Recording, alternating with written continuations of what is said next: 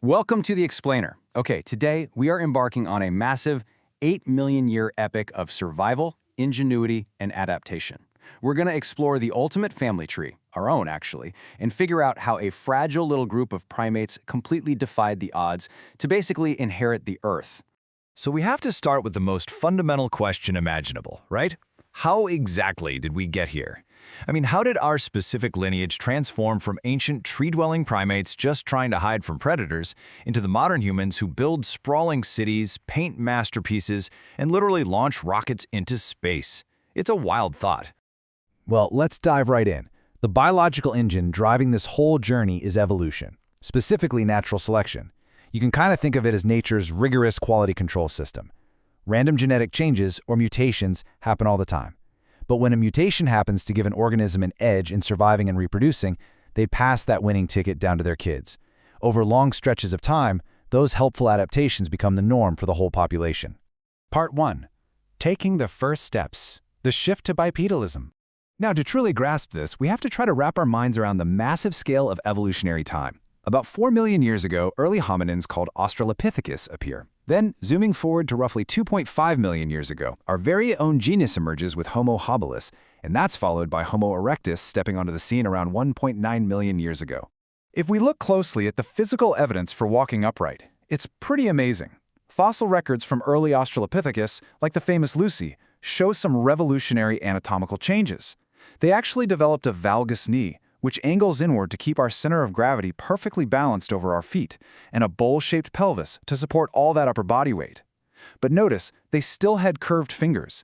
That tells us our ancestors were definitely still splitting their time between walking the savanna and escaping up into the trees.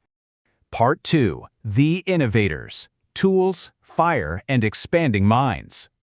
So first up, Homo habilis earned the awesome nickname Handy Human by creating early stone tools. These were essentially battered cobblestones used to butcher meat. Then, Homo erectus took it a step further with highly refined Oculian hand axes. But honestly, their absolute greatest triumph was conquering the dark by harnessing fire. Fire was a total game changer. It wasn't just for warmth, it kept predators away, and crucially, it unlocked cooking. This completely shifted our ancestors' diets, gave them a massive calorie boost, and gathered everyone around the hearth, which sparked a whole new level of social cooperation. Part 3. The Climate Crucible. Brains over brawn. Around 800,000 years ago, our ancestors faced what you might call severe environmental whiplash. We're talking about a grueling era of wide, completely erratic climate swings that severely tested the adaptability of, well, every living thing. The world was becoming cooler, drier, and just dangerously unpredictable. But instead of growing thicker fur or sharper claws to cope, there was a strong evolutionary push for behavioral adaptability. Those extra calories unlocked by cooking, they actually fueled a rapid, massive expansion in brain size. We essentially evolved to be smart enough to invent our way out of problems. And this booming brain power paved the way for complex language, meaning our ancestors could share ideas, warn each other, and actually plan for the future. Moving to Part 4. Cousins and Survivors. Neanderthals and Modern Humans.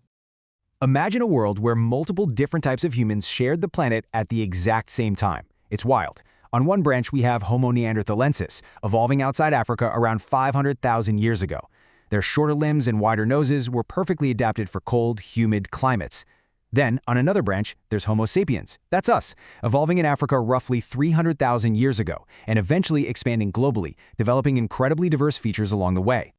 You know, you really have to forget those old myths of brutish cavemen. Neanderthals were highly intelligent. Think of them as an alternative humanity.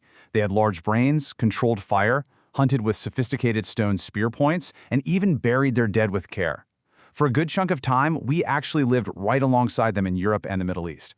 But ultimately, a brutal combination of extreme climate stress and shifting population dynamics likely drove them to extinction about 40,000 years ago. Part 5. The Human Tapestry. Our shared origin.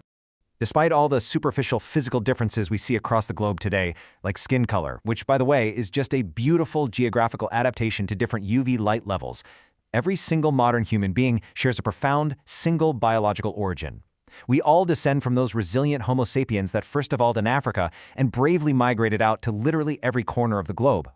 And the coolest part? Evolution isn't just a dusty chapter in a history book. It is an ongoing, continuous process. So, as our world rapidly changes today, environmentally, technologically, socially, where will the ongoing journey of human evolution take us next? Keep that provocative question in mind the next time you look at the world and the people around you. Thank you so much for joining me on this explainer, and keep exploring.